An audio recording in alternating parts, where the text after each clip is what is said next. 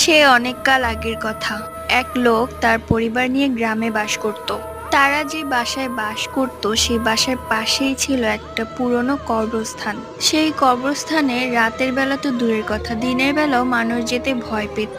তারা মাঝে মাঝে অনেক শব্দ পেত। সেই লোকটার ওয়াইফ ছিল 7 মাসের অন্তঃসত্ত্বা। রাতে যখন তার ওয়াইফ টয়লেটে যেতে নেয়, তখন সাথে করে সেই লোকটিও তার সাথে যায়। তার ওয়াইফ যখন টয়লেটে ছিল তখন সেই লোকটি শুনতে পায় অনেক দূর থেকে কে যেন তাকে ডাকছে। তাই সে ভালো মতো ঘুরে দেখে যে তার পরিচিত কেউ আছে কিনা, কিন্তু যতদূর চোখ যায় সেখানে কেউই ছিল না, শুধু অন্ধকার।